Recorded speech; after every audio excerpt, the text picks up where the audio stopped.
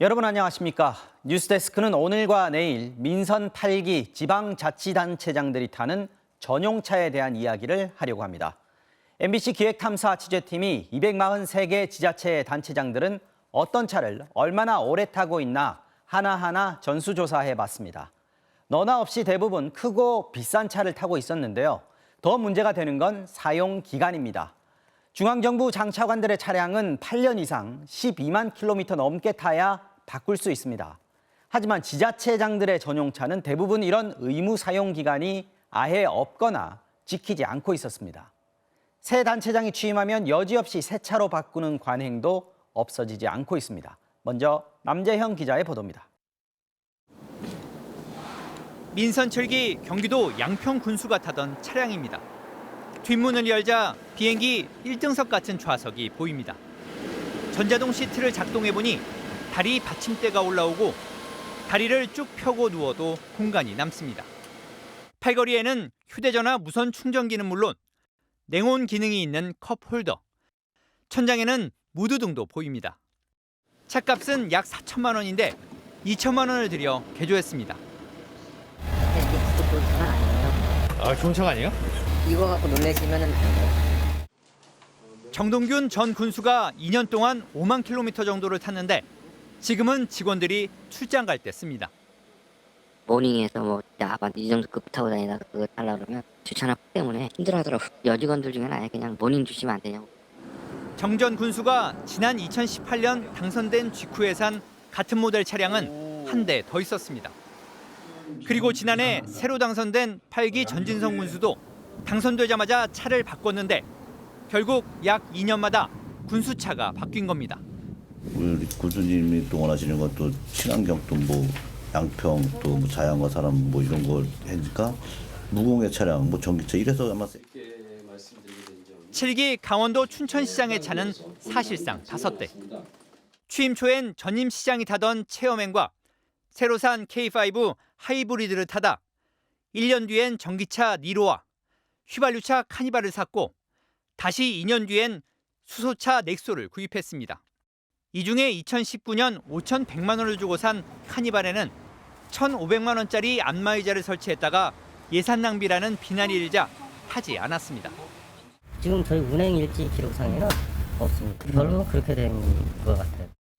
임기 중에 새로 차량 넉 대를 사는 데 쓴 예산은 1억 9천만 원이 넘습니다.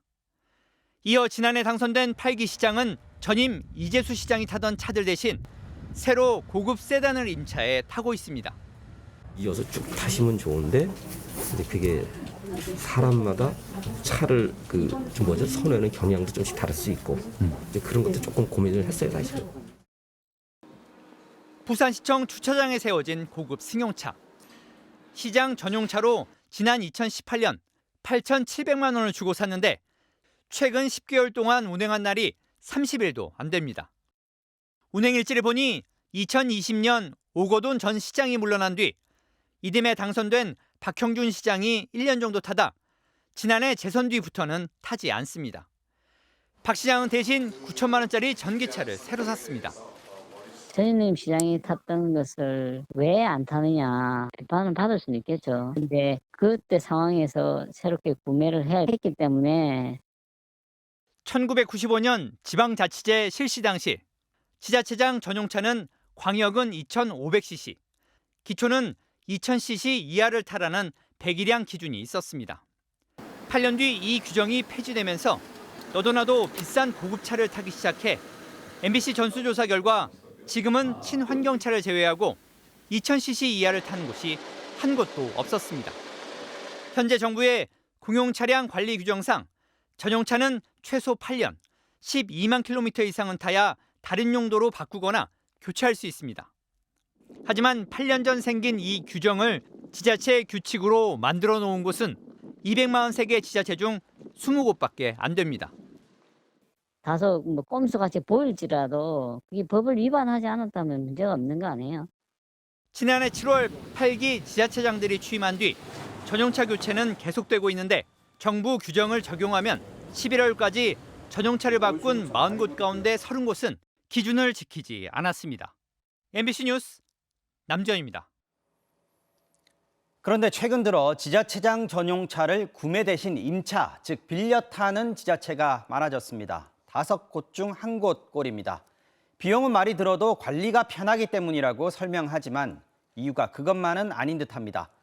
전용차를 얼마에 빌리고 얼마나 자주 바꿔도 되는지는 제한 규정이 없습니다. 지자체 재량에 맡겨져 있는 건데요. 이렇다 보니 새 차나 다름없이 멀쩡한 전임자의 차를 취임하자마자 바로 바꾸거나 임기 중에도 여러 차례 새 차로 바꿔 타는 지자체장도 꽤 있습니다. 양소영 기자입니다. 홍준표 대구시장의 전용차입니다. 취임 직후 임차했는데 한 달 임차료는 248만 원입니다. 4년 임기 내내 이 차를 탈 경우 많게는 1억 2천만 원까지 쓰게 됩니다. 전임 권영진 시장은 재임 기간 전기차 2대와 수소차 1대, 모두 3대를 사서 탔는데 3대 모두 사용 기간은 1년 안팎입니다. 새 차나 다름없는 차들이 있는데도 홍 시장은 다시 새 차를 빌려 타고 있는 겁니다. MBC는 대구시와 홍준표 시장에게 여러 차례 질문서를 보내고 직접 찾아가 인터뷰도 요청했지만 답변을 들을 수 없었습니다. 질문지를 보내드려갖고 2주 동안 기다렸잖아요. 시대를 응하지 않겠습니다. 민선 7기 이용섭 전 광주시장은 취임 1년이 지난 2019년부터 3년간 월 174만 원씩 모두 6,100만 원을 내고 대형 세단 K9을 임차에 탔습니다. 이용섭 시장님께서 연세도 있으셨고 이제 장거리 출장들이 좀 잦잖아요. 필요도가 좀 있고 하니까 아마 이제 리스를 하셔서 4만 6천 킬로미터를 탄 이전 시장의 차는 연장 계약 없이 반납했고 지난해 7월 취임한 8기 강기정 시장은 다시 최신형 대형 세단 K9을 빌렸습니다. 4년 임차료는 8,600만 원. 7기와 8기 광주시장의 전용차 임차료를 더하면 1억 5천만 원에 달합니다. 임차를 한 이유를 물었지만 강 시장은 답하지 않았습니다. 굳이 구매를 하지 않고 임차를 해서 사용하시는 이유는 뭔가요? 지난해 3선에 성공한 김주수 경북 의성 군수는 고급 대형 세단을 전용차로 임차했습니다. 2018년과 2020년에 이어 3번째 임차로 2년마다 새 차로 바꿔 타고 있는 겁니다. 임차료만 3억 가까이 들게 됩니다. 구매 대신 임차를 택한 이유는 분명했습니다. 리스 쪽으로 하면은 빨리 바꿀 수 있고 내구 연한 그거는 해당이 안 될 수도 있잖아요. MBC 전수조사 결과 전국 243개 지자체 가운데 지자체장 전용차를 임차한 지역은 민선 7기에선 48곳, 8기에선 54곳입니다. 평균 월 임차료는 7기 136만 원에서 8기엔 152만 원으로 높아졌습니다. 관용차 임차와 관련해 국민권익위원회는 10년 전 최소 3년 이상 계약해 비용을 아끼라고 권고했습니다. 하지만 지자체엔 임차 차량의 정의와 용도를 정해둔 곳만 일부 있을 뿐 가격과 기간, 교체 주기 등을 제한하는 규정은 없습니다. 이 때문에 멀쩡한 차를 두고 비싼 값에 새 차를 빌려 타도 수시로 새 차로 바꿔 타도 아무런 제재를 받지 않고 있습니다. MBC 뉴스 양소연입니다. 뉴스데스크는 정보공개 청구 등을 통해 확인한 전국 243개 지자체장 관용차의 차종과 가격, 교체 현황 등의 정보를 누구나 쉽게 직접 검색해 볼 수 있도록 홈페이지에 공개했습니다. 내일은 지자체가 보유한 외빈용 의전 차량을 지자체장들이 전용차처럼 쓰고 전기차 등 친환경차를 홍보용 구색 맞추기로 이용하는 실태를 집중 보도할 예정입니다. 김건희 여사가 연루됐다는 의혹이 제기된 도이치모터스 주가 조작 사건에 대해 지난주 법원이 유죄로 판결을 내렸는데요. MBC가 당사자 실명이 적시된 판결문을 입수해 분석했습니다. 검찰 조사 한 번 받지 않은 김건희 여사 이름이 판결문에 모두 37번 언급됐습니다. 특히 법원은 김 여사 계좌 3개가 주가 조작에 동원됐고 이 계좌로 이뤄진 거래 중 48건이 유죄로 인정된다고 못 박았습니다. 김진 기자가 보도합니다. 지난 2010년 11월 4일 주가 조작 세력이 관리하던 2명의 계좌에서 도이치모터스 주식을 팔겠다는 주문이 나옵니다. 김건희 여사의 미래에셋증권 계좌에서 이 주식들을 사들입니다. 10만 주 받았음, 두 사람에게 5만 주씩 뺏었음, 주가 조작 일당 사이 문자가 오고 갔습니다. 법원은 통정 매매, 즉 미리 짜고 주고받은 거래라며 유죄로 인정했습니다. MBC가 실명이 적힌 도이치모터스 주가 조작 1심 판결문을 확보해 분석했습니다. 김 여사 이름은 모두 37번 등장했습니다. 공소시효가 유효한 2010년 10월 이후 도이치모터스를 거래한 김 여사 계좌는 4개, 법원은 이 중 3개가 시세 조종에 쓰인 계좌라고 못 박았습니다. 주가 조작 일당의 문자 내용, 주식 내역이 정리된 김건희라는 제목의 엑셀 파일 등이 그 근거가 됐습니다. 법원은 이들 계좌로 모두 48건의 시세 조종, 즉 주가 조작 거래가 있었다고 인정했습니다. 2010년 11월 3일 최은순 명의 계좌에서 내놓은 주식을 김건희 명의 미래에셋 계좌가 사들였는데 이 거래 역시 유죄로 인정됐습니다. 모녀의 계좌가 동시에 쓰인 겁니다. 도이치모터스 주가 조작에는 91명 명의 157개 계좌가 동원됐습니다. 재판부는 공소시효가 지난 1단계 작전과 유죄로 인정된 2단계 작전에 연속적으로 위탁된 계좌는 김건희, 최은순 명의 계좌 정도라고 적었습니다. 이어 2단계 작전에서 주가 조작 총괄인 주포가 바뀐 뒤 권오수 회장이 김 여사 계좌를 넘긴 것으로 보인다고 짐작했을 뿐 구체적인 경위를 적진 못했습니다. 대통령실은 판결문에 적시된 내용에 대해 이미 수사 단계부터 수차례 보도된 내용으로 추미애, 박범계 법무부 장관 시절에도 기소조차 못했던 사안이라는 입장을 밝혔습니다. MBC 뉴스 김지인입니다.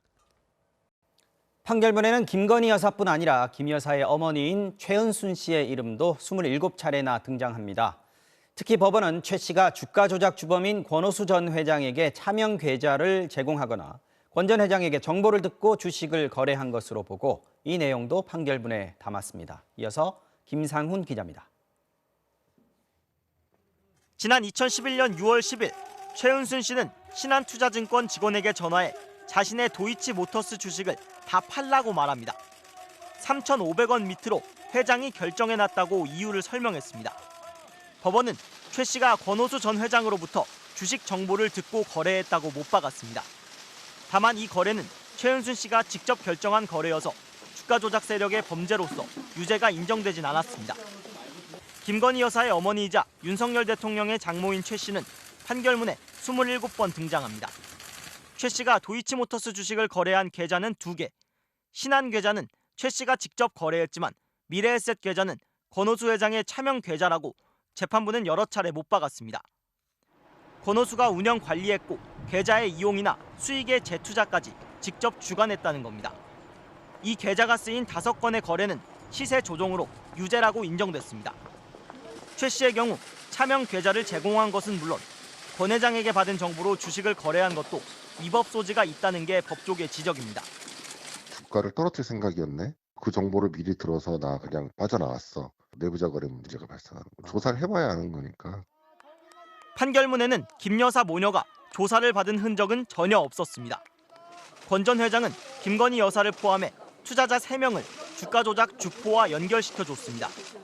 재판부는 김 여사를 뺀 다른 2명의 진술서나 법정 증언을 각종 판단의 근거로 삼았다고 판결문에 언급했습니다. 김건희 여사만 진술서나 법정 증언에 대한 언급이 없었습니다. MBC 뉴스 김상훈입니다. 네, 그러면 이 사안 취재한 법조팀 김지인 기자에게 몇 가지 궁금한 점 더 물어보겠습니다. 자, 김 기자. 김건희 여사는 검찰이 재판에 넘기지 않았는데 재판에서 판결문에서 이름이 많이 나왔습니다. 유죄가 인정된 주가 조작에서 김 여사의 계좌가 여러 번 사용됐다 이런 대목도 나왔는데 검찰이 앞으로 김 여사에 대해서 수사할 가능성이 있는 건가요? 네, 검찰이 판단해서 결정을 할 텐데요. 당초 그 의심스러웠던 점들이 조금 더 구체적으로 확인되고 알려진 건 분명해 보입니다. 이 당초 김건희 여사 계좌에서 공소시효가 남은 2단계 범행 기간, 이때 이뤄진 거래는 모두 50건이었습니다. 근데 이 중에 48건이 지금 주가 조작으로 인정이 된 건데요. 또 1단계와 2단계 이 주가 조작의 총책인 주포가 바뀐 뒤에도 계속해서 계좌가 쓰인 거는 최은순, 김건희 이 2사람뿐이다, 2사람 정도다 이렇게 법원은 판단을 했습니다. 또 최은순 씨 계좌는 도이치 권오수 전 회장의 차명 계좌여서 1단계, 2단계 이렇게 계속해서 쓰였고요. 또 김건희 여사 계좌는 권오수 전 회장이 2차 주포한테 넘긴 것 같다 이렇게 적었습니다. 재판부가 이렇게 봤다는 거죠? 네, 그렇습니다. 이게 조사한 적이 없다 보니까 기록을 이렇게 다 살핀 재판부도 짐작을 적을 수밖에 없었던 걸로 보이는데요. 1심 재판까지 마무리가 됐지만 이런 구체적인 경위들도 조금은 불투명하고 네. 의혹도 아직은 남은 상황입니다. 자, 만약에 내 계좌를 누가 차명 계좌로 썼다거나 아니면 주식 전문가를 소개받았는데 이 사람이 내 계좌를 주가 조작에 사용했다, 이용했다 이런 경우에는 죄가 있건 없건 참고인 조사라도 받을 법한데 김 여사에 대해서는 아직까지 조사도 한번 이루어진 적이 없는 거죠? 네, 맞습니다. 이 조사받지 않은 것으로 알려져 있고 판결문에도 흔적은 없었습니다. 이 김건희 여사와 비슷한 대목에 등장하는 다른 사람들과 한번 비교를 해봤는데요. 네. 이 권오수 전 회장은 2010년 1월에 기존 투자자 3명을 주가 조작 총책인 주포에게 소개를 했다고 나오는데 바로 김건희 여사가 이 중에 한 명입니다. 네. 판결문에는 다른 투자자 2명에 대해선 뭐 이렇게 법정 증언을 했다, 진술서에 뭐라고 썼다 이런 대목들이 여러 번 등장을 하는데요. 네. 검찰에 진술서를 내거나 뭐 법정에 나와서 증인석에 섰다는 얘기겠죠. 근데 김건희 여사만 쏙 빠진 겁니다. 최은순 씨도 조사받은 흔적은 없었는데요. 계좌가 차명 계좌였고 또 정보를 듣고 주식을 거래했다. 뭐 판결문에 적힌 이런 내용대로면 이게 차명 계좌 방조 혐의나 뭐 내부 정보 이용 혐의가 의심된다는 게 법조계의 대체적인 지적이었습니다. 네, 김지인 기자 잘 들었습니다.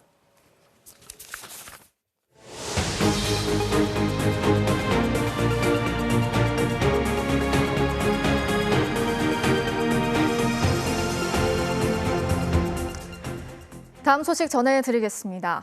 튀르키예와 시리아를 강타한 지진이 발생한 지 일주일이 넘었습니다. 현지에서는 오늘도 필사적인 수색과 구조 작업이 계속 이어지고 있는데요. 네, 일주일 전 지진이 발생했던 당시 긴박했던 상황과 전조 현상으로 추정되는 영상들도 잇따라 공개되고 있습니다. 먼저 윤성철 기자가 전해드리겠습니다. 지난 6일 새벽 2시 20분 무렵의 한산한 튀르키예 거리. 갑자기 격렬한 진동이 발생합니다. 건물이 와르르 무너지더니 가로등과 건물 조명이 잇따라 꺼지면서 도심은 순식간에 암흑천지가 됩니다.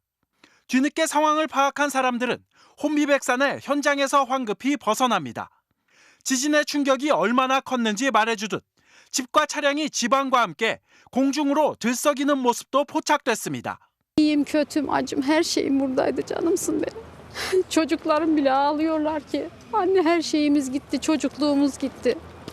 사무실 건물 전체가 출렁이더니 온갖 집기가 바닥으로 쏟아집니다. 강력한 폭발로 건물 바깥에서 커다란 불길이 일면서 사무실 내부는 대낮처럼 밝아집니다. 아침 준비가 한창이던 한 식당. 진동을 감지한 종업원들이 바닥에 주저앉습니다. 주방 조리기구와 식당 조리시설들이 부딪히는 소리에 건물이 흔들리며 생기는 굉음까지 1분가량 지속된 공포의 시간 동안 비명이 끊이질 않습니다. 모두가 대피하거나 숨기에 급급했던 순간 신생아실에 간호사 2명이 뛰어듭니다. 미숙아들이 곤히 잠든 인큐베이터를 붙잡고 진동이 멈추기를 차분히 기다립니다. 새 생명을 위해 자신의 안전을 포기한 간호사들의 용기에 찬사가 이어지고 있습니다. 지진을 앞두고 벌어졌던 자연현상들을 담은 영상도 뒤늦게 화제입니다.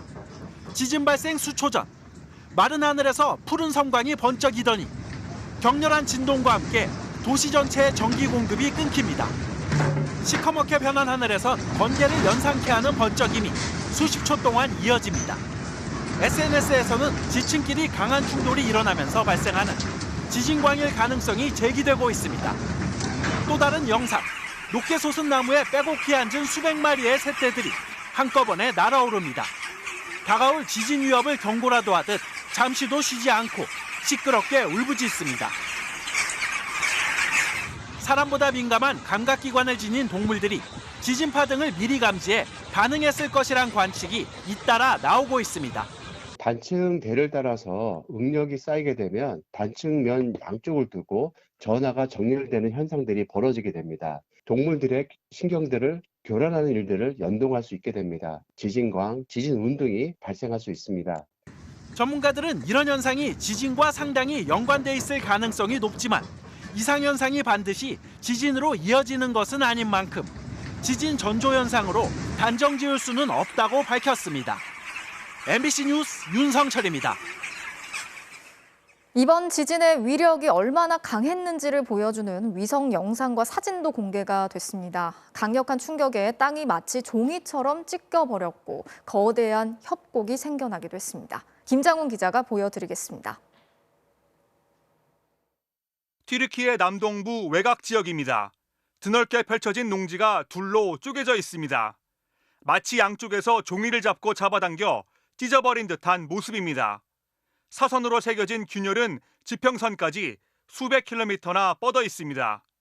지진이 발생하면서 튀르키예를 지나는 아나톨리아판과 아라비아판이 만나는 지점에서 균열이 생겨난 것으로 추정됩니다. 강한 충격에 올리브밭도 두동강이 났습니다. 깊이 30m, 폭 200m의 거대한 틈이 생겨났고 그 여파로 지반이 약한 곳에는 새로운 협곡들도 만들어졌습니다. 협곡 아래로는 얼마나 오랜 기간 땅속에 묻혀 있었는지 가늠하기 어려운 기반암이 부서진 채 땅 위로 모습을 드러냈습니다. 진앙 인근 도심의 모습은 더욱 처참합니다. 지진 발생 전 건물들이 빼곡히 들어선 곳이었는데 지진이 강퇴한 뒤에는 희뿌연 먼지와 함께 건물들은 무너져 내렸습니다. 다른 주택가도 역시 강력한 지진에 일순간 온데간데 없이 사라졌습니다. 4,5 sularında bir deprem meydana geldi. Zaten hepimiz üstümüzdekilerle indik ve çok sağanak yağış vardı. Yani insanlar çok kötü şeyler yaşadı. Burada bir... 이렇게 파괴된 도심을 복구하는데 튀르키예는 2에서 3년, 시리아는 10년이 걸릴 것이란 전망이 나오는 가운데 지진 피해 지역에는 또다시 규모 7.8의 강진과 맞먹는 규모 7.0 이상의 여진이 발생할 가능성도 제기되면서 우려가 가시지 않고 있습니다. MBC 뉴스 김장훈입니다. 이번 지진은 튀르키예 국민들의 삶을 완전히 바꿔버렸습니다. 특히 아무것도 할 수 없는 어린 아이들은 더 큰 고통을 겪고 있는 상황인데요. 가족을 잃고 홀로 살아남은 아이들이 속출하고 있고 지진에 대한 공포 때문에 명랑하고 밝았던 아이들의 목소리도 작아졌습니다. 현지에서 차주혁 기자가 아이들을 만나봤습니다. 골목 양쪽이 잿더미로 변해버린 하타이의 한 주택가. 주변에서 가장 큰 아파트였던 이곳에서 살아남은 사람은 몇 안 됩니다. Bu 8 katlı bina hiç kalmadı. Valla 100 kişiye yakın var da 5-6 kişi kaldı bundan. 한 실종자 가족은 맞은편 도서관 1층에 지내며 구조 소식만 기다리고 있습니다. 담요 안에서 곤히 잠든 한 아기. 이름은 가이스 지잔입니다. 지진 당시 생후 20일이었습니다. 막내 아들로 태어났지만 아빠와 엄마 그리고 누나는 지금 곁에 없습니다. 26 günlük bebek bu. Bunun babası enkaz altında. Annesi de yaralı olarak çıkardılar. Şu an hastanede kendisi. 아빠는 아랍계 터키인, 엄마는 시리아 출신이라 이모 부부 외에는 돌봐줄 사람도 없습니다. 폐허가 된 주택가에서 다리를 건너면 평소 시민들이 산책하던 공원인데요. 지금은 지진 피해자들이 생활하는 난민촌으로 변했습니다. 마리암과 무함마드는 밝고 명랑했던 2살 차이 남매였습니다. 그런데 지진을 겪고 난 뒤로 말수가 줄고 목소리도 작아졌다고 합니다. Okulda resim yapmak isterdik. Bir tane oyunlar oynardık.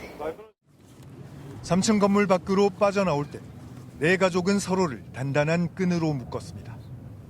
앞장섰던 아빠는 발목을 다쳤고 아이들은 처음 겪는 공포에 떨었습니다. Binlerce kez ayaktayız ve sağlıklıyız şu an. Çocuklarımızın burnu bile kanamadı. Bizim ufak tefek çiziklerimiz var. Onlar sıkıntı değil. Sadece çocuklarımızın sağlığı önemli bizim. 세 자매 중 막내인 4살 배기 엘리프. 대뜸 취재진에게 마이크를 달라더니 시키지도 않은 노래를 부릅니다. 세장 밖으로 날아가 버린 새를 잡겠다면서 빗자루를 들고 텐트 사이를 뛰어다닙니다. 그런데 이렇게 천진난만한 아이조차 지진 때문에 변해버린 일상을 잘 알고 있습니다. Okula gitmek istiyorum, eve gelmek istiyorum, yemek yemek istiyorum, yatmak istiyorum. İşte onlarla evlendim. 재난 앞에서 어른들은 울고 탄식이라도 하지만 이 작은 아이들은 한순간 바뀌어버린 삶을 그저 받아들일 수밖엔 할 수 있는 게 없습니다. 튀르키예 하타이에서 MBC 뉴스 차주혁입니다. 지금까지 집계된 사망자 수는 3만 명을 훌쩍 넘어섰습니다. 사망자가 급증하면서 안타까운 사연들도 전해지고 있는데요. 배구 시합에 출전하기 위해서 튀르키예를 찾았던 선수들이 모두 숨진 채 발견되기도 했습니다. 신정영 기자가 전해드리겠습니다.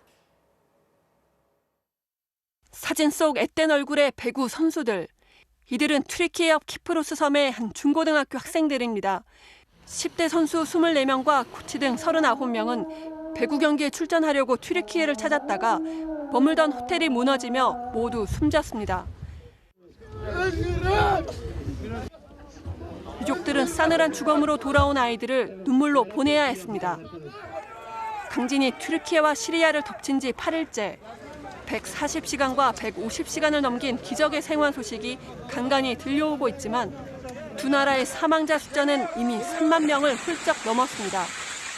이번 지진은 21세기 들어 역대 6번째로 많은 인명피해로 기록되는데 유엔은 사망자가 지금보다 2배 넘게 늘어날 수 있다고 내다봤습니다. 강진에서 살아남은 사람들도 배고픔과 추위에 떨며 하루하루를 간신히 버텨냅니다. Buz gibi, dongucuk. Oturğum içinde dongucuk. 건물 잔해에 깔린 시신과 곳곳에 방치된 동물 사체들로 식수 오염까지 우려되는 상황. 시리아에선 이미 콜레라가 퍼지기 시작했습니다. Bunlar hastalık yapacak, kokuyor zaten. Evet. Aşırı şekilde yani hastalık şeyler diye korkuyor yani. Başka bir şeyimiz yok artık olan oldu yani. 가게에 진열했던 물건들을 주인이 부랴부랴 트럭으로 옮겨 싣습니다. 불안한 치안 속에 일부 지역에서는 범죄까지 벌어집니다.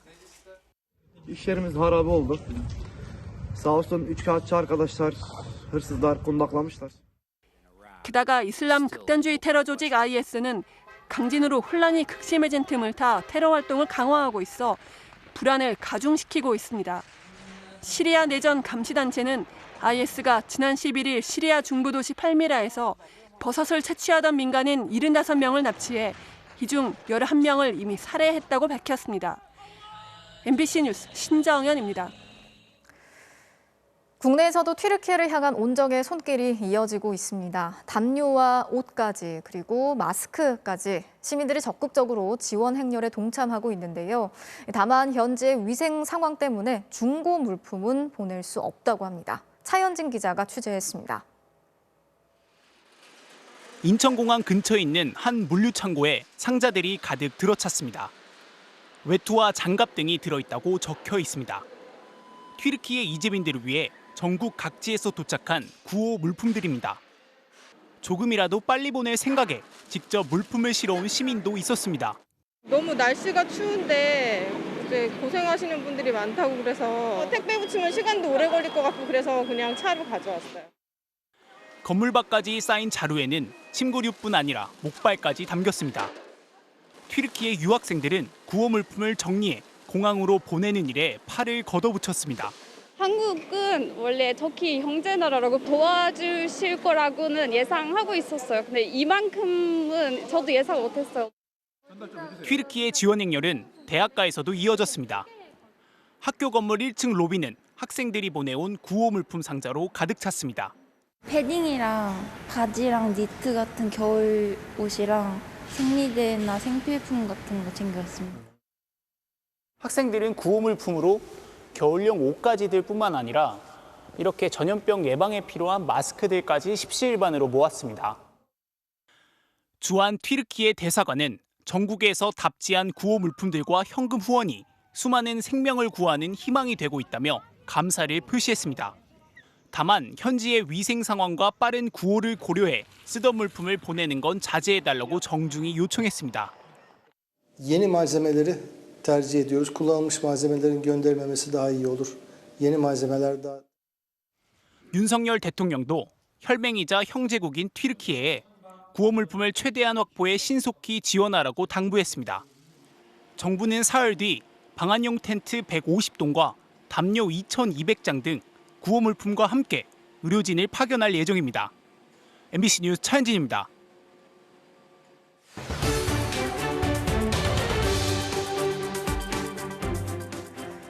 이번 튀르키예 지진을 보면 내진 설계를 하지 않는 등 건축법을 위반한 건물들이 특히나 큰 피해를 입었습니다. 우리나라도 더 이상 지진의 안전지대가 아니라는 경고가 계속되고 있지만 내진 설계 반영률이 여전히 많이 낮다고 하는데요. 실제로 국내 건물 10곳 중에 8곳 이상이 내진 설계가 적용되지 않은 것으로 확인됐습니다. 윤수한 기자가 집중 취재했습니다. 지난해 준공된 고급 고층 아파트가 먼지 구름과 함께 층층이 무너져 내립니다. 튀르키예 출신의 지질학자가 올린 영상입니다. 기준이 있어도 문제는 실행이라며 부실 건축을 비판한 겁니다. 국내의 경우는 어떨까?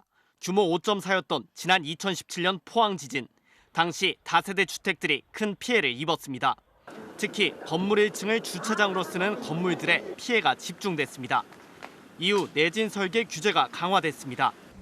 2017년부터는 2층 이상의 건물만 짓더라도 의무적으로 내진 설계를 해야 합니다. 지상 1층에 벽을 두지 않고 이렇게 기둥만 세워서 주차장으로 활용하는 건물을 필로티 구조 건물이라고 합니다.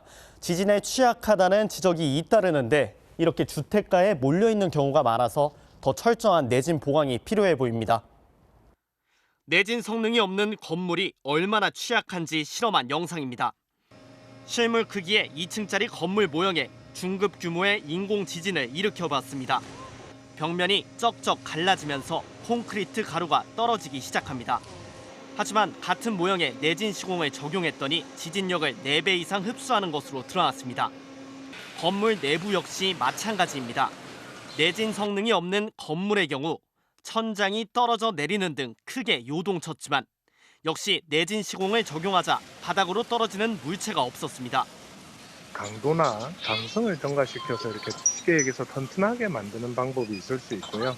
지진력을 감소시키는 이제 우리가 흔히 말하는 에너지를 이렇게 분산시키는 거겠죠.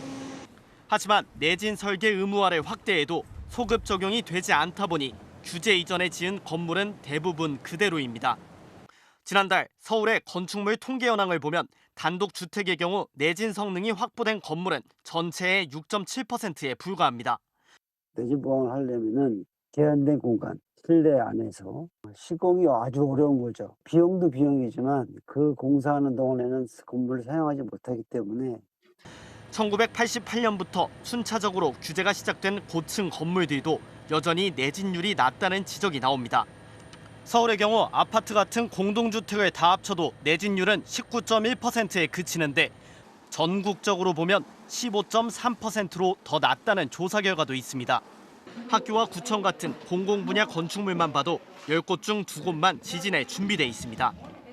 정부가 국내 공공시설물에 대한 전수 점검에 나선 가운데 민간 건물의 내진 보강을 어떻게 유도해야 할지가 중요한 과제로 떠올랐습니다. MBC 뉴스 윤수환입니다.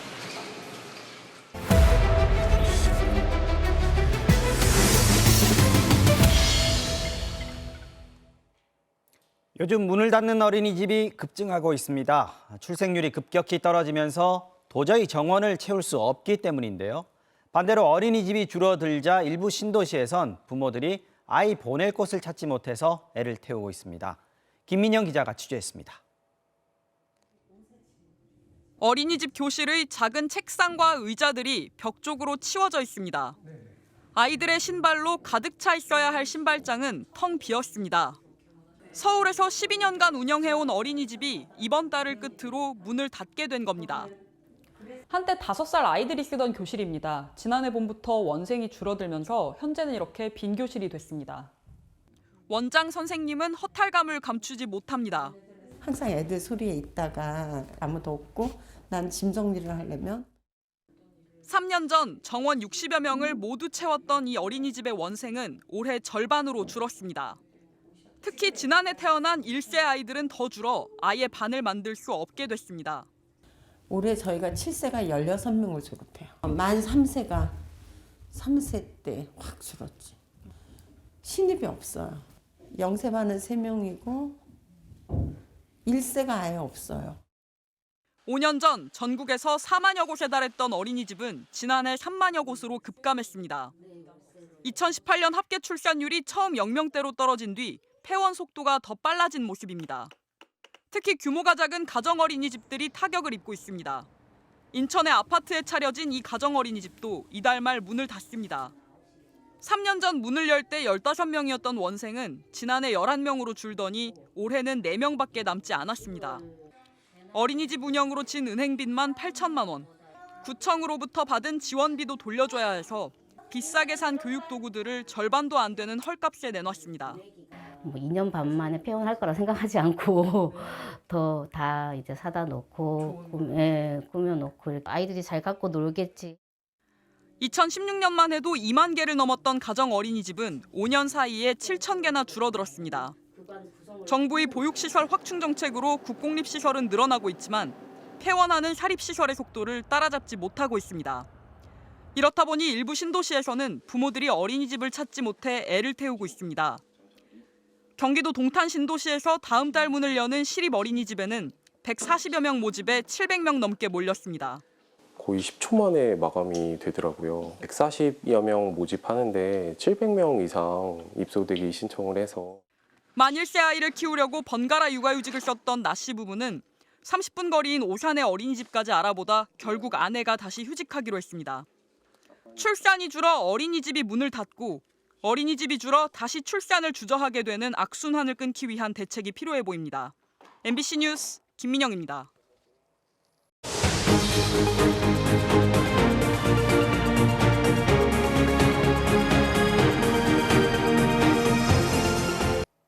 고령층의 대중교통 무료 이용을 선보려는 지자체들의 움직임으로 노인복지 문제가 이슈가 됐는데요. 이번에는 노인들이 받는 기초연금이 논란의 중심에 놓일 것으로 보입니다. 국민연금 개혁을 논의하고 있는 국회가 기초연금을 포함한 연금제도 전체에 대한 구조 개편부터 먼저 다루기로 했기 때문인데요. 기초연금 받는 대상을 얼마나 줄일지 아니면 늘릴지 역시 만만치 않은 고민거리죠. 결국 연금개혁, 넘기 힘든 산이 하나 더 솟아난 모양새가 됐습니다. 이준범 기자입니다. 올해 71살인 조모 씨는 한 달 21만 원의 기초연금을 받습니다.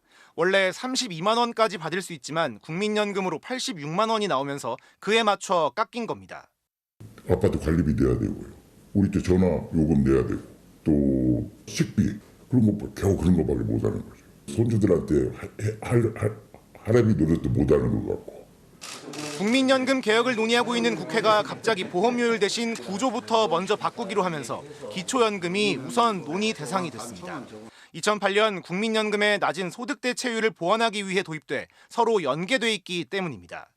국회는 주로 구조에 대한 문제를 다루는 게 맞고 그 구조라고 하면 국민연금뿐만 아니라 기초연금, 국민연금, 퇴직연금까지 포함해서 다뤄야 됩니다.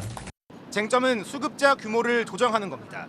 현재 기초연금 대상자는 65세 이상 노인들 가운데 소득 하위 70%, 한 달 소득 202만 원 이하입니다. 자문위 내에선 재정 부담을 고려해 대상을 소득 하위 50%로 낮추자는 주장과 노인 빈곤율이 높은 만큼 최소한 70%는 그대로 유지하거나 100%까지 늘리자는 주장이 엇갈리고 있는 것으로 확인됐습니다. 올해 수급자는 665만 명, 논의 결과에 따라 100만 명 이상이 제외될 수도 있는 겁니다.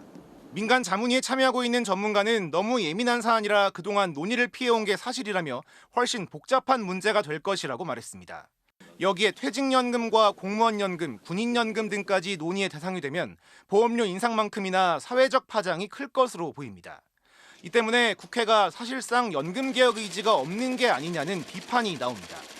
내년에 총선을 앞두고 보험료 인상이라는 게 부담이 될 수밖에 없기 때문에 안 자체가 사라져버리고 구조개혁으로 다시 가자고 하니까 지금 국민연금 개혁 논의는 길을 잃은 것입니다.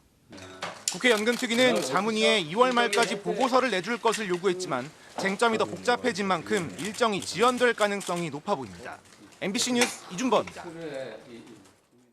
시중은행들이 지난해 임직원들에게 높은 성과급과 퇴직금을 지급한 게 알려졌는데요. 지난해 서민들이 고금리로 힘들어할 때 은행들은 이른바 예대 마진을 통해 이자 장사로 막대한 수익을 얻은 겁니다. 윤석열 대통령이 오늘 은행의 돈잔치로 국민 위화감이 생기지 않도록 대책을 마련하라고 지시했습니다. 배주환 기자입니다. 역대 최대 순이익 15조 8,500억 원. 신한, KB, 하나, 우리 4대 금융지주의 지난해 성적표입니다. 막대한 이익의 비결은 이자 수익이었습니다. 예대 금리차, 즉 예금이자와 대출이자의 차이가 커질수록 은행의 수익도 커집니다. 지난 1년 새 0.31%포인트가 확대됐고 은행들은 지난 한 해 이자로만 40조 원 가까운 돈을 벌어들였습니다. 2021년 32조 원에 비해 작년 고금리로 인해 서민들이 힘들어하던 때 8조 원을 더 벌어들였습니다.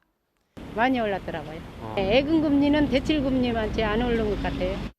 이자 장사라는 비판에 불을 붙인 건 4대 시중은행의 퇴직금과 성과급 규모였습니다.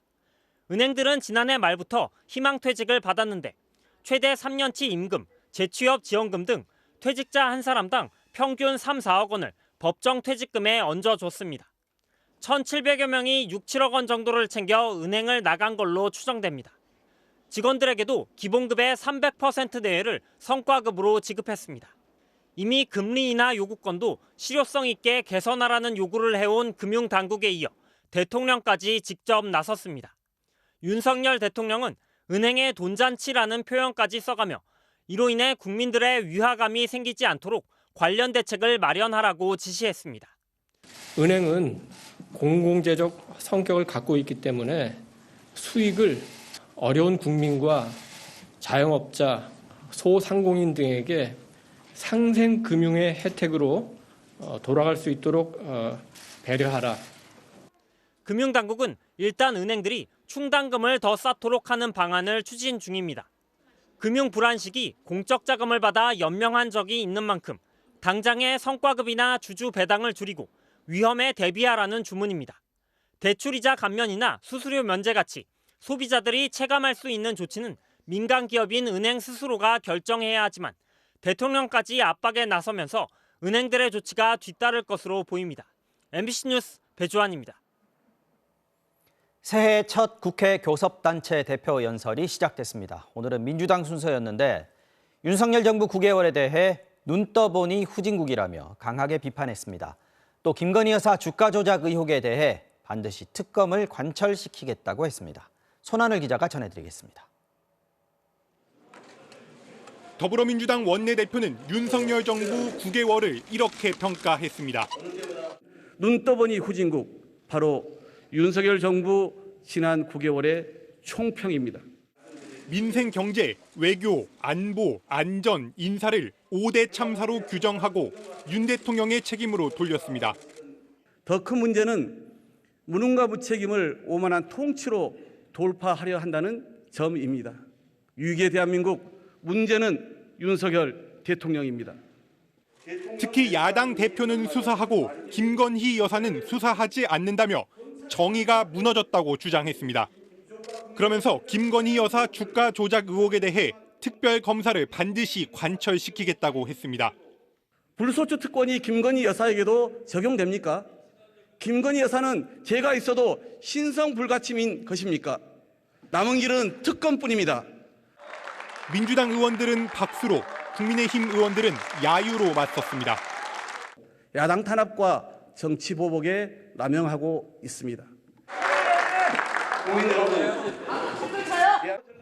하지만 실제 특검이 실현되려면 넘어야 할 산이 많습니다.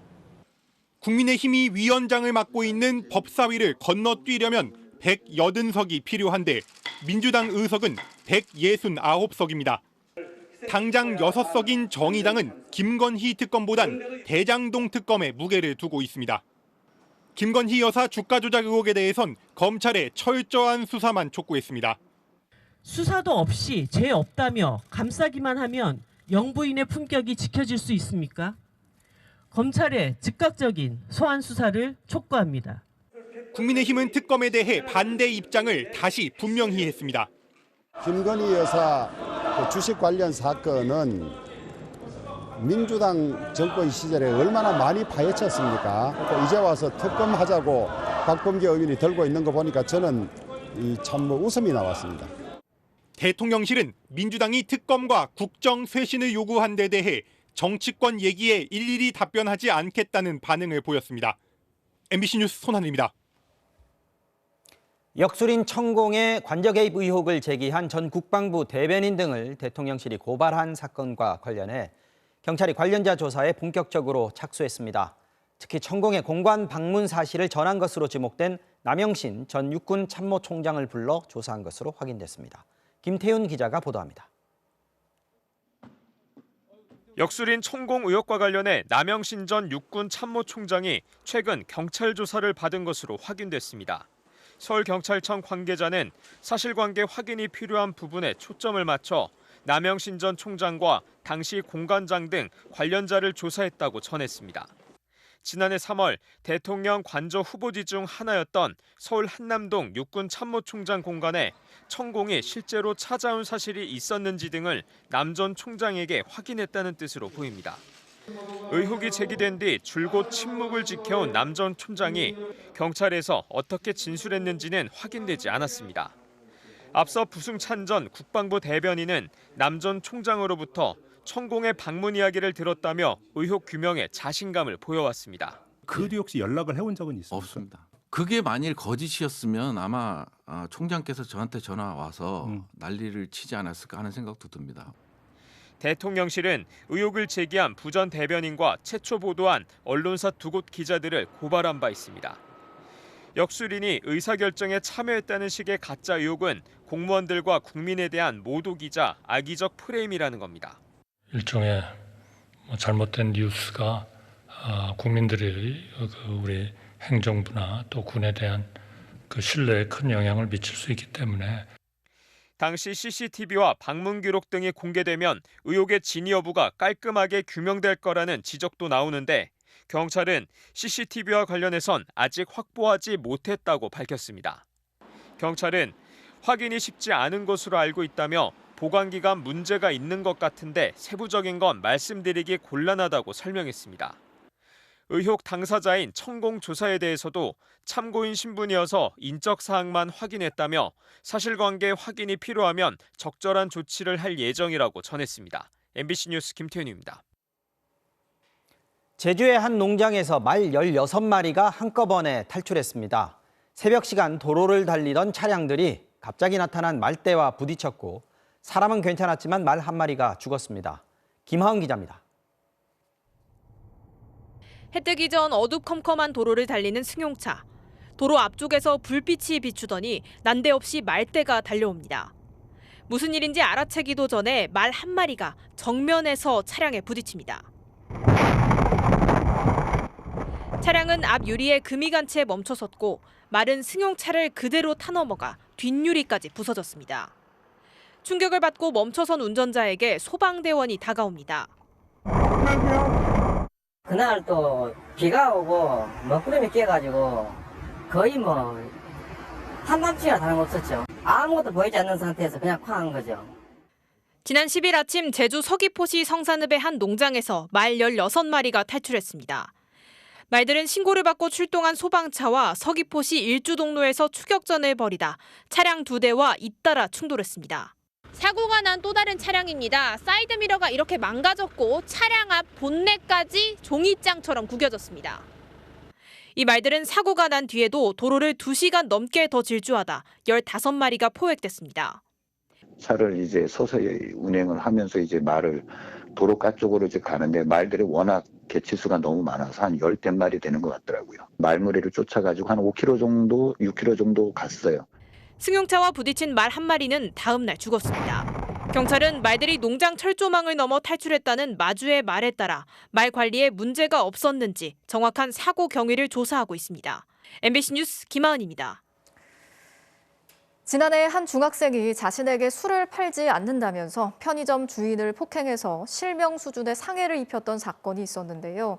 정신적, 육체적인 고통을 겪고 있는 편의점 주인은 결국 보상도 받지 못하고 폐점을 결정했습니다.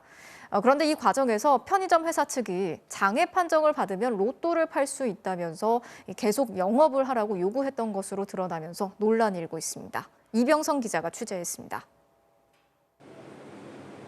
새벽 1시 중학생 16살 김모군이 편의점에 들어와 술을 팔라며 점주를 때려 전치 8주의 중상을 입혔습니다. 자신은 촉법소년이라며 조롱까지 한 김군은 징역 2년 6월에 실형을 받았습니다.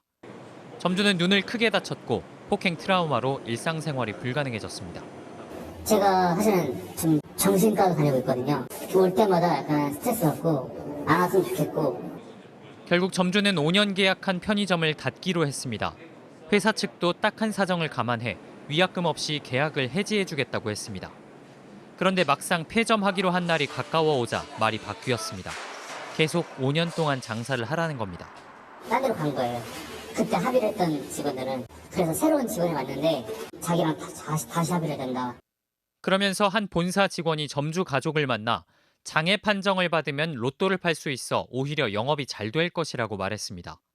온라인 복권, 즉 로또 판매는 장애인이나 기초생활수급자 같은 취약계층이 우선에 판매할 수 있으니 장애 등급이 나오면 로또를 팔라는 겁니다. 로또 팔아라 이런 식으로 어깨 토닥이면서 기분 많이 안 좋죠. 아픈 사람한테 걱정을 해줘야 되는데 노래 잘 됐다고 장사만 잘 될 거라는 것만 얘기해서.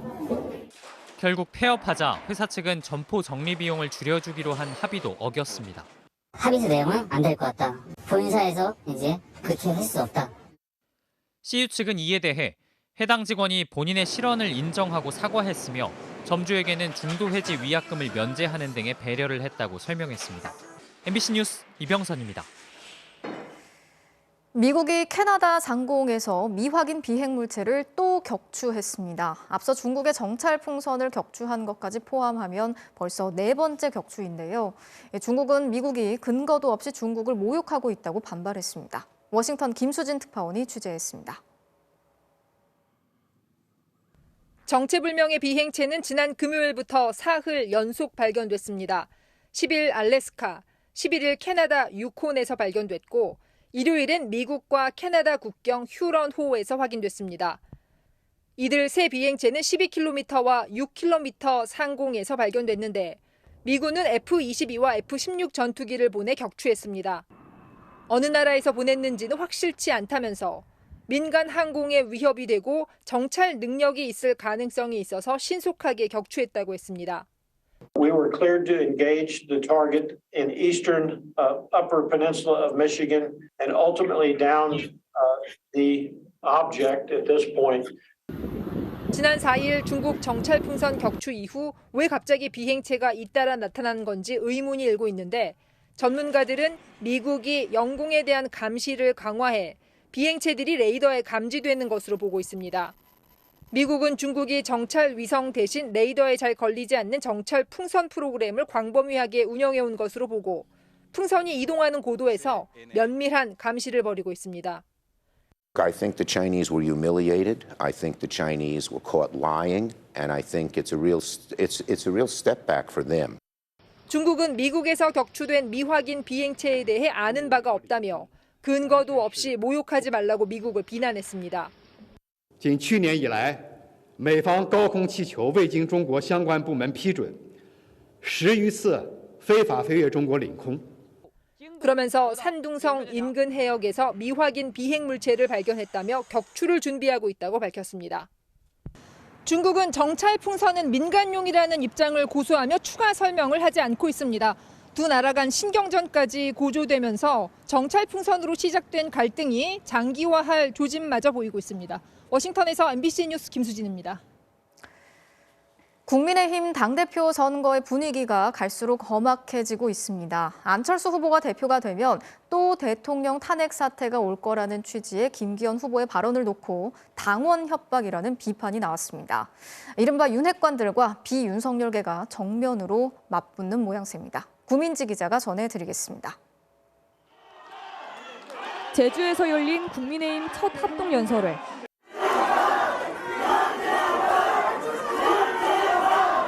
김기현, 안철수 두 후보는 상대를 직접적으로 공격했습니다. 이번에 뽑는 당대표 또 이런 불의의 밤 일으키면 되겠습니까, 여러분?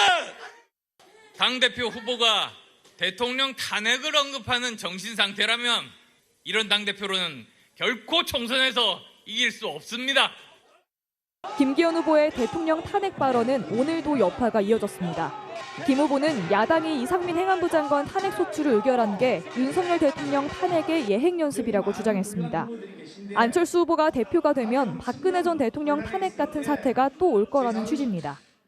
현재 권력과 미래 권력이 충돌했을 때 생겼던 당내 내분 사태를 우리는 직접 경험했습니다.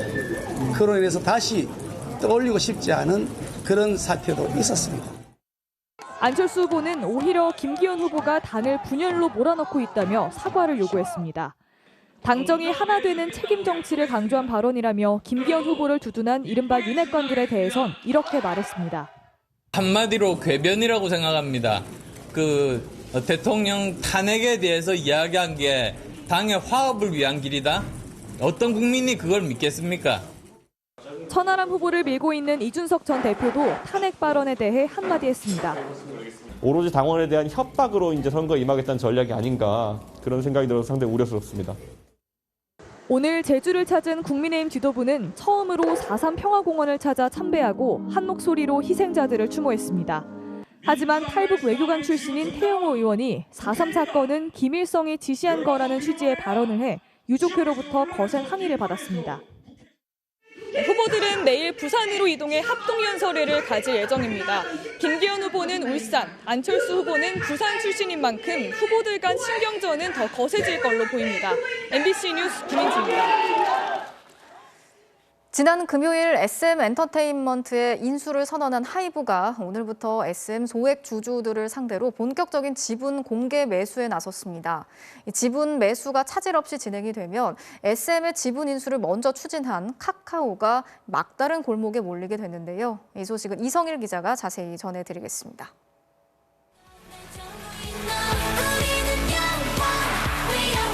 지난 금요일 큰 폭으로 올랐던 SM 주가는 오늘도 상승했습니다. 주가가 이 수준이라면 하이브의 공개 매수는 성공할 가능성이 높습니다. 창업자 이수만 회장으로부터 살 지분 14.8%를 더해 하이브는 지분 40% 가까이를 확보해 SM의 최대 주주가 될 수 있습니다. 카카오는 열흘 전 SM 지분 9%를 한 주에 9만 원대 가격에 사기로 계약했습니다. 카카오는 최소한의 지분을 우선 확보한 뒤 엔터테인먼트 계열사가 사우디 국부펀드에서 투자받기로 한 자금 1조 2천억 원을 활용해 SM을 인수할 계획을 세웠던 것으로 보입니다. 하지만 하이브의 등장으로 계획은 어그러졌습니다. 카카오에게 남은 두 가지 방안 모두 선택하기 어렵습니다. 하이브가 제시한 12만 원보다 높은 가격의 주식을 사들여 지분 대결을 하는 건 자금 부담이 되고 SM 주식을 사기로 했던 계약을 포기하게 되면 백기를 드는 셈이 됩니다. 막다른 골목에 카카오가 몰린 이유는 지분 9%로는 인수 합병은커녕 SM과 협력도 어려워지기 때문입니다. 카카오 주가는 지난 이틀 10% 가까이 빠졌습니다. 하이브와 카카오 연합의 본격 대결은 SM의 회사 대표를 선임하는 다음 달 주주총회에서 벌어집니다. SM의 현재 경영진을 지지하는 카카오에 맞서 하이브가 새로운 경영진을 제안을 하게 되면 주주들이 누구의 손을 들어줄지가 관심사겠죠.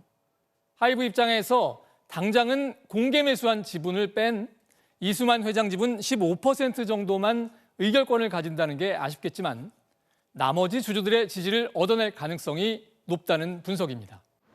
하이브와 카카오의 맞대결 결과는 아직 알 수 없지만 누가 경영권을 잡든 SM과 K-팝 산업에는 새바람이 불 것이란 기대가 높아졌습니다. MBC 뉴스 이성일입니다. 우리나라 달 궤도선인 다누리가 국내 최초로 달의 표면을 찍은 사진을 보내왔습니다. 평평하고 어둡게 보이는 사진 속 장소는 달의 바다인데요. 운석과 부딪힌 뒤에 흘러나온 용암이 굳으면서 이렇게 현무암처럼 어둡게 보이는 거라고 합니다. 다누리는 한 달 동안의 시운전을 마치고 지난 4일부터 정상 임무를 시작했습니다. 이번 WBC 대표팀 외야수 가운데 유일한 우타자죠. NC의 박건우 선수가 소속팀과 대표팀에서 주연과 조연을 넘나들며 의미 있는 한 해를 준비하고 있습니다. 애리조나에서 박재훈 기자입니다. NC 스프링 캠프에서 박건우는 가장 바쁜 사람으로 통합니다. FA로 합류한 박세혁에게 쉴 새 없이 힘을 불어넣고 더 이상 손댈 게 없다. 야 이거 봐. 역시. 새 외국인 타자 마틴에게 먼저 다가가 타격 자세에 관한 의견을 교환하기도 합니다. 때론 이적생 포수 안중열의 유니폼을 대신 입는 엉뚱한 행동도 마다하지 않고 새로 부임한 코치와의 벽을 허무는 것마저도 박건우의 몫입니다. 우리 건우가 이번에 WBC 아마 비밀 병기가 될 수 있을 것 같아요. 좋은 선수들이 많아서 대타로 나가서 한 방 딱 그걸 위해서 준비하고 있겠습니다. 조금 느긋할 수도 있는 데뷔 14년차 베테랑. 하지만 팀에 필요하다면 무엇이든 마다하지 않고 나서고 있습니다. 곧 소집될 WBC 대표팀에서도 마찬가지입니다. 이정우, 장효조에 이어 KBO 역대 타율 3위에 올라 있으면서도 욕심을 잠시 접고 팀에서 필요한 오른손 대타 역할에 충실하기로 했습니다. 이강철 감독님은 대타로 건우 선수를 생각한다 이렇게 얘기했기 때문에 어떤 상황에 가는 게 뭐가 중요할까요? 나라를 이제 대표해서 가는 건데. 어쩌면 마지막일지도 모른다는 생각에 대표팀의 의미는 더 간절해집니다. 투수들은 공이구도 받고 했다는데 저한테 공을 줬으면 저는 이미 없어졌겠죠. 네, 공이 다 터져서 없어졌겠죠. 전 그렇게 훈련을 하고 있었을 것 같습니다. 소속팀 NC의 가을 야구를 위해 또 WBC 대표팀의 도약을 위해 말 그대로 솔선수범하며 조용히 가치를 빛내고 싶습니다. 더가웃에서 못 치고 하면은 많이 기죽어 있고 대랑이 제가 와서 그런 점을 좀 이렇게 살려주고 분위기 메이커 역할을 해준다면 또 팀이 더 좋아질 것 같아서. NC의 더가웃 리더로 변신한 박건우. 어쩌면 마지막일지도 모르는 다음 달 WBC에서도 큰 한 방을 기다리고 있습니다. 애리조나에서 MBC 뉴스 박재용입니다. 올 시즌 첫 대회에 나선 스마일 점퍼 우상혁 선수의 힘찬 도약으로 투플레이 출발합니다. 카자흐스탄에서 열린 아시아 실내 육상 선수권, 특유의 긍정 에너지를 뽐내는 우상혁인데요. 도움닫기에서 가볍게 뛰어넘습니다. 2m 24 성공! 하지만 일본의 아카마스가 개인 최고 기록 2m 28에 성공하면서 변수가 생겼어요. 결국 우승을 위해 2m 30에 도전한 우상혁. 힘차게 도약했지만 발을 건드리고 맙니다. 개인 최고 기록을 감안하면 거뜬한 높이였는데 본인도 조금 아쉬운 모습이죠. 비록 시즌 첫 대회를 2위로 출발했지만 좋은 자극제가 된 것 같네요. 이번엔 프리미어리그 맨유인데요. 크로스, 래시포드 헤더 들어갑니다. 리그 4경기 연속골. 월드컵 이후 15경기에서 13골인데 전성기 호날두 못지않은데요. 래시포드가 맨유의 현재라면 미래는 이 선수죠. 와, 빨라요. 엄청난 스피드를 과시한 가르나초의 추가골. 맨유가 3위를 유지합니다. 이번엔 라리가입니다. 패스 찔러줬는데 하나, 둘, 셋, 그리고 마무리. 와, 미리 연습이라도 한 듯한 패스 플레이. 바르셀로나다운 골로 선두를 질주합니다. 마지막은 헤타페인데요. 어떻게 된 거죠? 골키퍼 패스를 발로 막아냈는데 이게 들어갔어요. 어쨌든 동점골을 성공시킨 NS 위단. 조국 튀르키예의 지진 피해자들을 위해 기도해달라는 문구까지 준비했네요. 지금까지 토플레이였습니다. 네덜란드 리그에서 나온 시원한 중거리포입니다. 수비 사이 좁은 틈을 절묘하게 뚫어냈네요. 월요일 밤 스포츠 뉴스였습니다.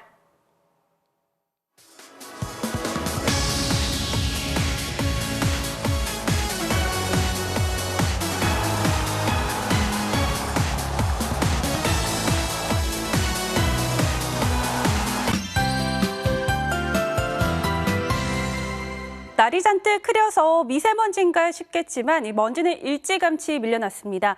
오늘 오전 한때 서울의 초미세먼지 농도값이 6마이크로그램으로 한 자릿수까지 낮아지기도 했는데요. 모레까지는 차가운 북동풍이 머물러서 미세먼지 걱정 안 하셔도 되겠습니다. 밤 사이는 찬 공기가 기온을 끌어내리겠습니다. 오늘 아침은 파주를 비롯한 내륙 산지도 영상권을 보일 정도였는데요. 내일 아침은 파주가 영하 7도, 서울이 영하 3도로 오늘보다 3도에서 8도가량 떨어지겠습니다. 현재 동해안 지방은 눈이 오다 그치기를 반복하고 있는데요. 이 눈은 내일 낮 동안 소강 상태를 보이다가 저녁에 다시 시작되겠습니다. 특히 대설주의보가 내려진 강원 산지에는 최고 10cm 이상, 경북 북부 동해안과 울릉도 독도도 최고 8cm의 다소 많은 눈이 내리겠습니다. 내일 중부지방의 하늘은 대체로 맑겠고 동해안 지방은 흐린 가운데 너울성 파도도 강하게 밀려오겠습니다. 아침 최저 기온은 서울 영하 3도, 대구 1도, 광주 0도로 오늘보다 쌀쌀하겠고요. 낮 최고 기온은 오늘과 비슷하거나 낮겠습니다. 서울이 6도, 대구 9도, 전주 7도를 보이겠습니다. 목요일부터는 다시 기온이 오름세를 보이겠고요. 토요일과 일요일 사이 남부지방과 제주도에는 또 비가 오겠습니다. 날씨였습니다. 월요일 뉴스 데스크 마치겠습니다. 함께해 주신 여러분 고맙습니다.